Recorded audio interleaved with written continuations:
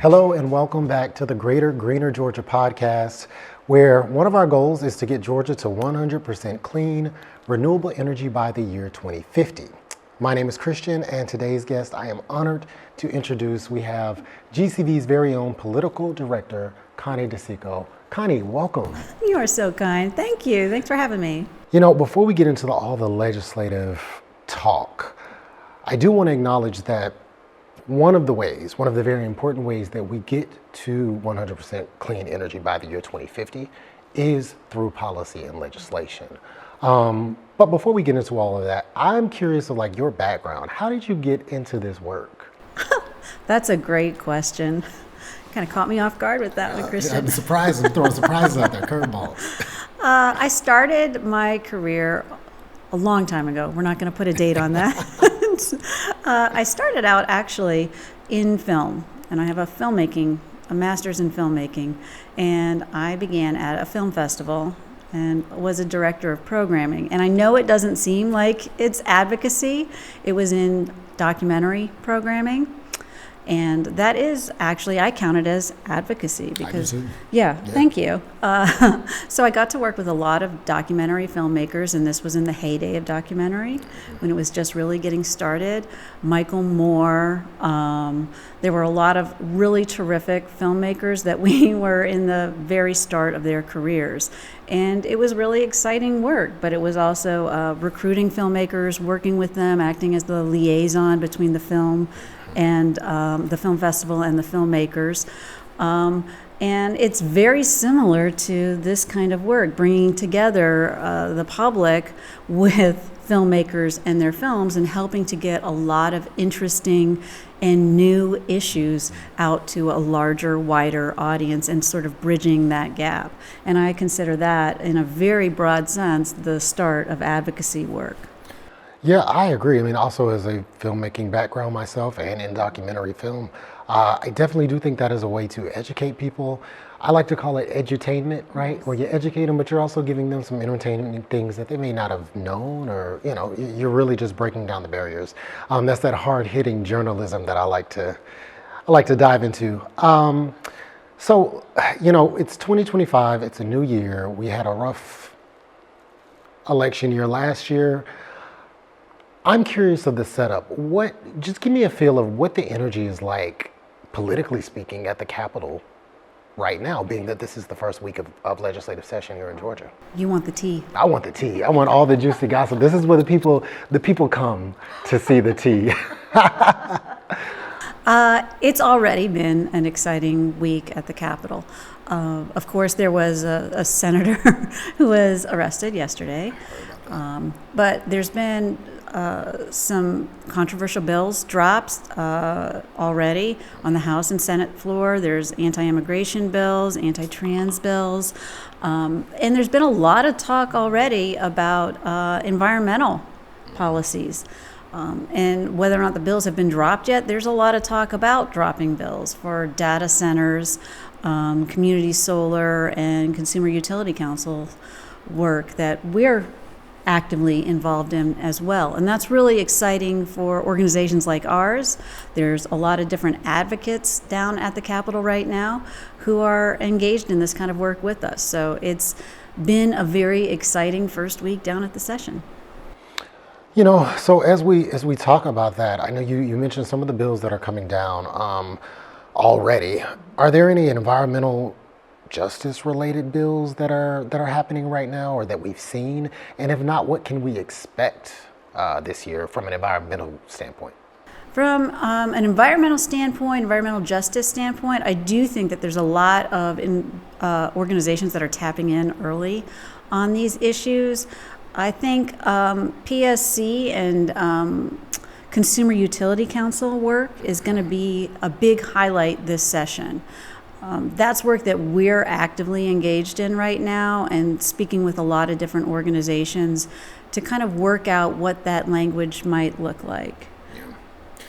So you've already kind of hit on it. So being that PSC and Consumer Utility Council bills are expected, what are GCV's primary goals this year? We have three overarching goals this session. And just to remind everybody, it's a biennial session, so it's 2 years. And our legislative work stretches over those 2 years. So the bills stay alive for 2 years. We're actually working on a resolution for 100% clean renewable energy by 2050. We're also working on a community solar bill. And we're looking for reviving a bill that was introduced last session on a Consumer Utility Council. And for those who are not familiar with that kind of work, a Consumer Utility Council actually existed in Georgia before. Currently, Georgia is one of 4 states that does not have a Consumer Utility Council. So we did have that, but it was done away with in 2008 by Governor Sonny Perdue. And that was when there was a big recession. The housing boom that bubble had burst, and the governor had asked for, I believe it was 8%, for all the budgets to be cut by 8%, all the state departments to cut their budgets by 8%. And the Consumer Affairs Department just cut out the Consumer Utility Council. Rather than cutting the budget, they just cut that council out completely. And so that there were 4 to 6 positions within that council, and that was a $400,000 department. And so that's what it saved the state, was $400,000. But that was an advocacy group, a consumer advocacy group, and they served as a counterbalance to the PSC, protecting consumers against things like rate hikes.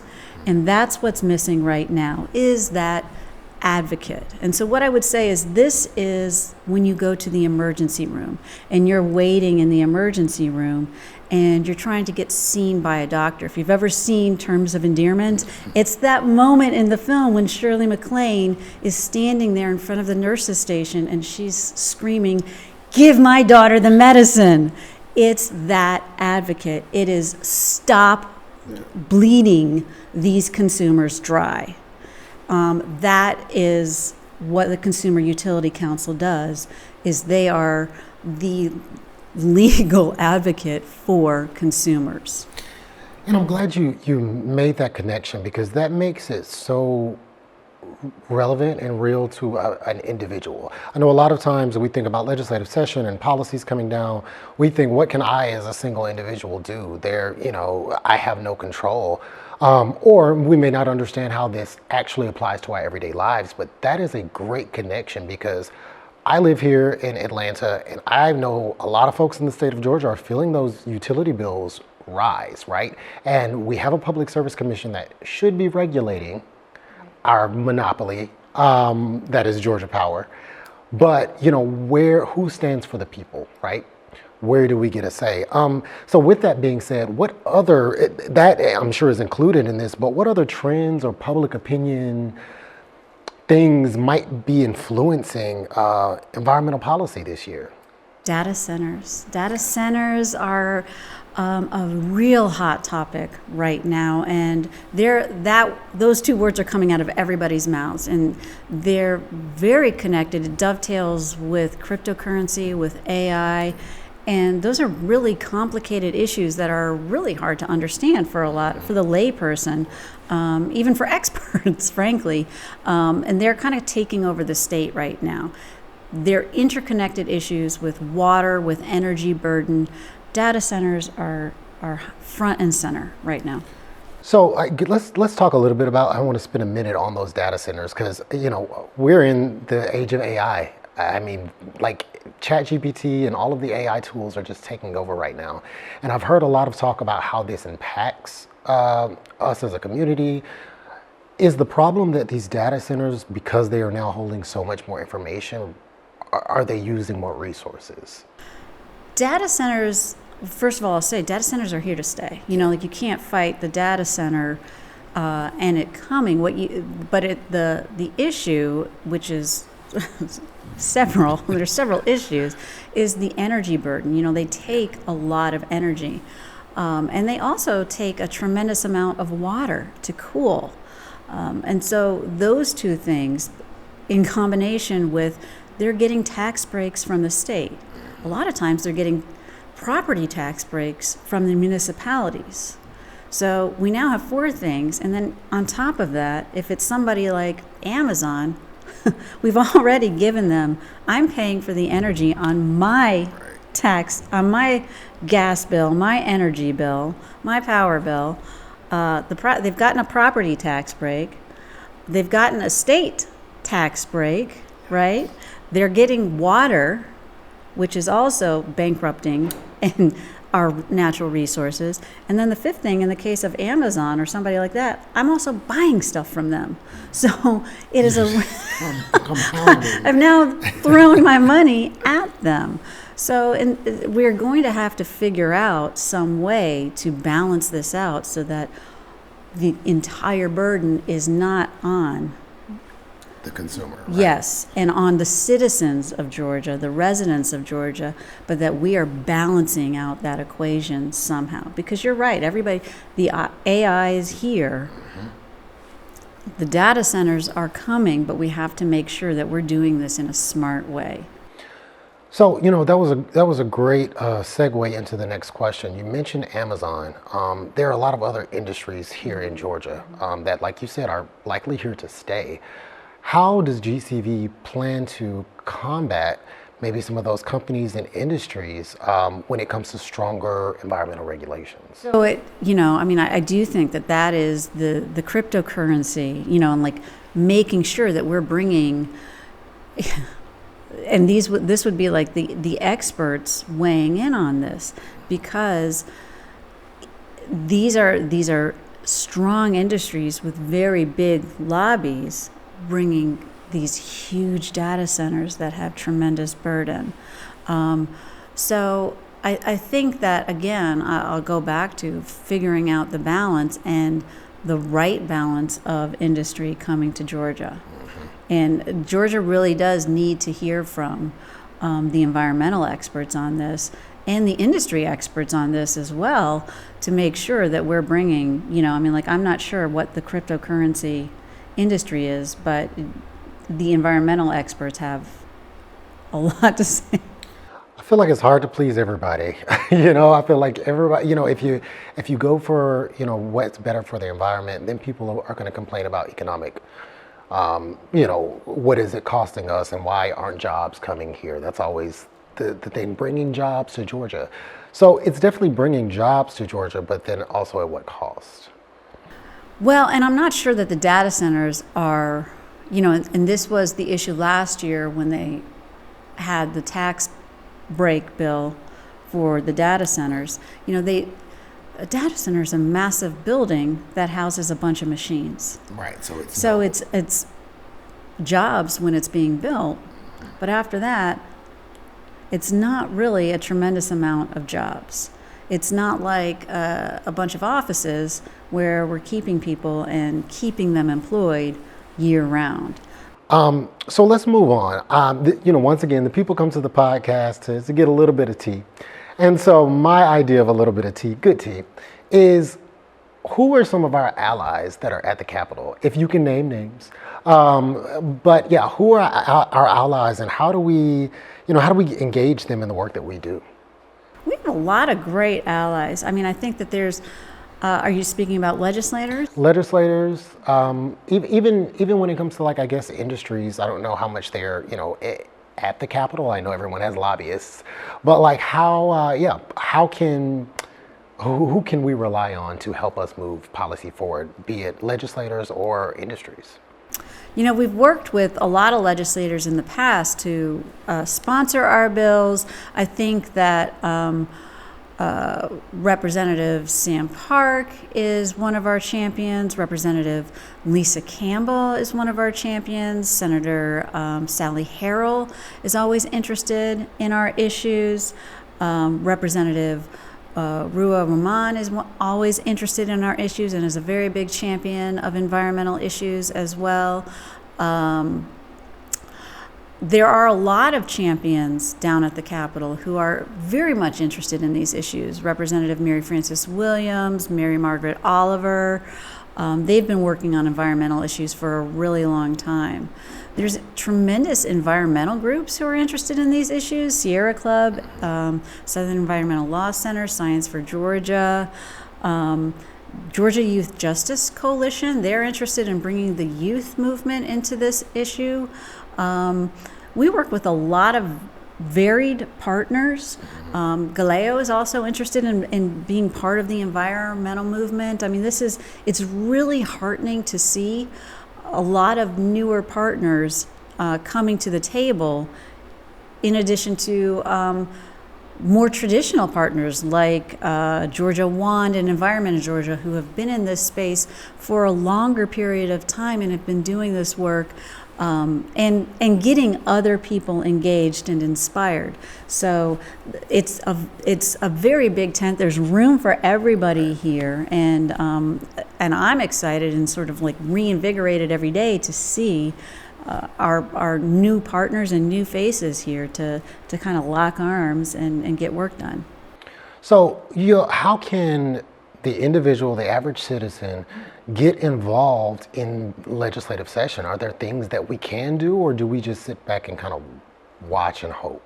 No, there's nothing that you can. I knew it. Well, we have an advocacy day on Monday, January 27th, and we would love for people to be a part of this. And you can sign up on our website. There's information. You can email us directly, and we'll be happy to invite you personally to come and participate. We'll be having lunch, a photo on the steps, and a press conference as well that you're willing to, be a part of as in addition to. So that's one way, and you can sign up for our newsletter where we'll be providing updates, the podcast. We have a lot of different ways to be a part of this. And I also encourage you to just come to the Capitol. And if you need information on that, we're happy to tell you, but it's the people's house. And this is where the laws get made. Your representatives who you elect, or if you didn't elect, just the people who represent you, they still represent you, and they have a responsibility to you. This is where they make the laws, and they vote on changes that affect your life. So this is it's your building. You can come down and see what happens. As they say, it's a phrase that I hate, but how the sausage gets made. As an Italian person, you hate this phrase. My favorite. So, and I'm glad you lifted that up. I always like to remind folks that your elected officials work for you, not the other way around. That's right. I mean, it takes, it's like any relationship. It takes two, right? And they do need input to know not only how they're doing, but what they're doing as well. So nobody likes just critique. A little bit of input or feedback is also handy, but every single day they're voting on bills that will affect you. And it's good to let them know. It's also good to let them know before they vote on bills, like, oh, this is a great idea, or this is an issue that keeps occurring that would make a great law, because that's what informs the work that they're doing. Thanks so much for clarifying that. And I'm not going to hold you all day, but I do want to ask you one more question. This is one of my favorite questions to ask. If you could wave a magic wand and make any policy in Georgia the law, what would be your policy? Well, like, I gotta pick just one? Such a loaded question. I mean, if I could make anything, I would like, so this is very random. It's so embarrassing. I'm a very bad driver. Okay. Would love to make it safer for bike riders, only so that because I have a fear of hurting someone, And so I would just like to make it safer for bike riders on the road, because it's going to like permanently damage them. And, that is something that I always think about the fact that if you hit someone, you never get over that, and of course they never get over that either. And I think about when you're driving past someone, it's scary. No, it's very yeah. scary. So And there aren't really great bike lanes here. No. I mean, there's some, but not all over.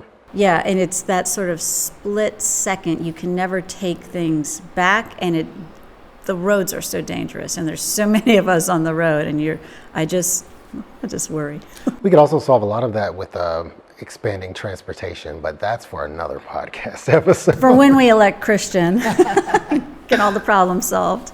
Well, thank you so much, Connie. And just as a reminder to our viewers and our listeners, you can join GCV at the Georgia State Capitol under the Gold Dome on January 27th. That's a Monday from 10 a.m. to 2 p.m.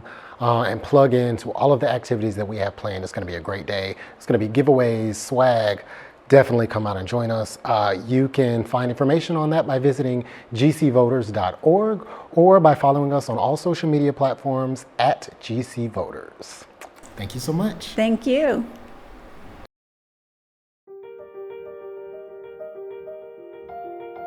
Imagine a future where energy is safe and abundant. No more asthma from the smog. No more using fans because the AC costs too much. Where you can go outside and just breathe. At GCV, we don't just believe in that future, we're actually building it. Georgia is seeing historic federal action to make that future a reality. Our state has already secured nearly $30 billion in new clean energy investments. Leading to over 30,000 new jobs. That's good news, but we still have work to do. We're one of only 11 states 11 states. 11 states. that haven't committed to 100% safe, low-cost energy. To make this vision a reality, we need pro-climate champions at the state and local levels. We're in this for our parents, Our friends, and children. This is about us. Join GCV today by visiting www.gcvoters.org.